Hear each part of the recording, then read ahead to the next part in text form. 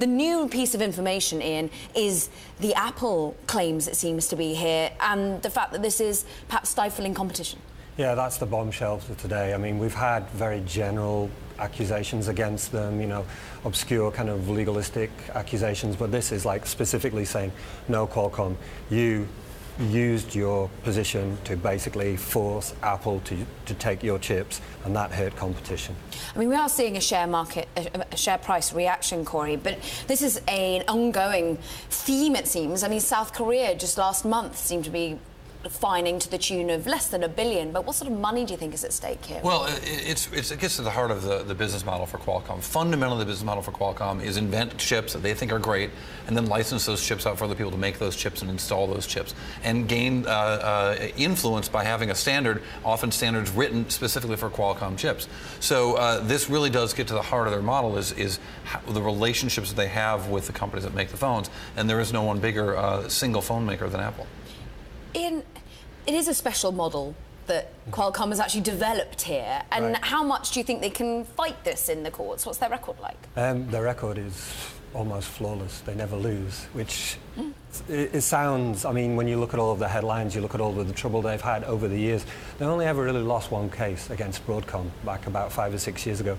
Everything else gets overturned on appeal. After years later, they do a deal, and they're very successful. But just to pick up on what Corey said, though, what they license is actually the fundamentals that go into mobile phone technology. What happens with the chips and the chip designs, that's another business. What today has established, or tried to establish for the first time, is a link between those two things. And that is the biggest threat to their business so far. So if we're thinking of losers and winners here, the fact that maybe they do end up being thought as guilty, rather it might seem to occur, who does eventually this win out for? Does smartphones get cheaper for you and I? And they would absolutely get cheaper if vendors, if phone makers could shop around for baseband chips. I mean, the baseband chip is one of the most expensive components in a phone.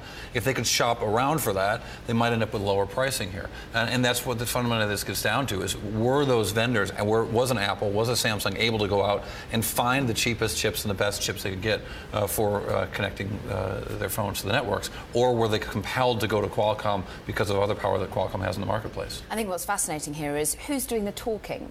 Is Apple, are executives there coming to the FTC and saying we feel that we've been hardly done by? Well, for anybody who's interested, if you read around page 25 of the filing, there's a lot of specifics about agreements between the two companies, deals that were signed, renegotiated, re-signed.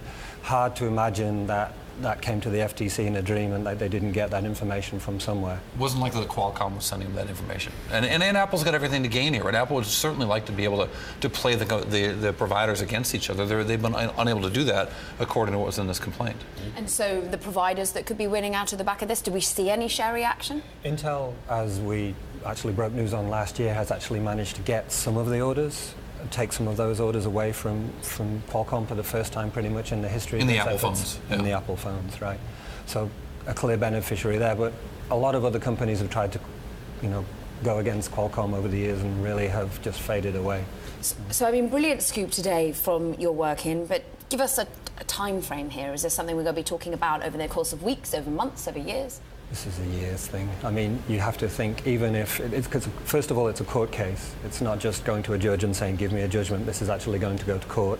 So you've got all of that, what that entails, and Qualcomm cannot afford to let this go. They're going to have to appeal this as far as they possibly can if it goes against them. Corey, are you slightly surprised that we didn't see more than $4 billion wiped off? I mean, how much of a threat do we actually think this is? Well, the other aspect here is Friday, right? We have a new administration coming in, a president being sworn in on Friday, and this is still a democratically controlled FTC. Yeah. That will change on Friday, and so the result of that will be initially an FTC with just 2 members, which would be very strange. It's supposed to have, by statute, 5 members, and the party that controls the White House is able to control that organization with 3 members there. But so that itself might change. I think it's one of the reasons you saw this happen today, because these commissioners wanted to get this deal out. And you saw a very strenuous response from the Republican board, dissenting vote. And she actually published, very unusually, published her complaints about this, maybe setting some groundwork for how the FTC would look at this thing as early as next week.